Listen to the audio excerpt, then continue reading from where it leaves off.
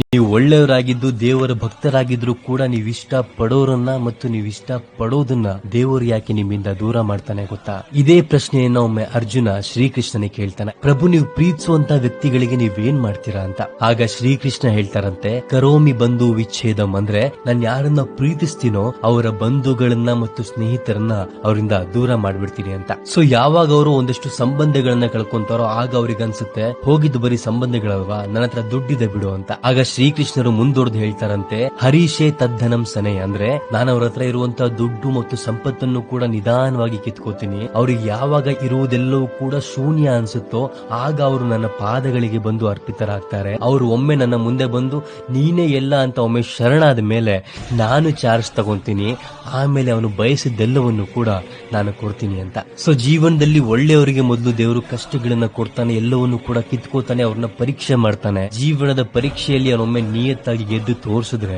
ಆಗ ಕೃಷ್ಣ ಹೇಗೆ ಅರ್ಜುನನಿಗೆ ಸಾರಥಿಯಾಗಿ ಅವನನ್ನ ಗೆಲ್ಲಿಸ್ತಾನೋ ನಿಮ್ಗೂ ಕೂಡ ಸಾರಥಿಯಾಗಿ ನಿಮ್ಮ ಜೀವನದಲ್ಲಿ ನಿಮ್ಮನ್ನ ಗೆಲ್ಲಿಸ್ತಾನೆ. ಸೊ ಜೀವನದಲ್ಲಿ ನೀವು ಬಯಸಿದೆಲ್ಲವೂ ಕೂಡ ಸುಲಭವಾಗಿ ಸಿಕ್ಕರೆ ಅದು ದೇವರು ಕೊಟ್ಟಂತ ಭಿಕ್ಷೆ ಅಂತ ಅನ್ಕೋಬೇಕು. ಇನ್ ಕೇಸ್ ನೀವು ಬಯಸಿದ್ದು ಸಿಕ್ಕಿಲ್ಲ ಅಂದ್ರೆ ಅದು ದೇವರು ನಿಮ್ಗೆ ಕೊಡ್ತಿರುವಂತ ರಕ್ಷೆ ಅಂತ ಅನ್ಕೋಬೇಕು.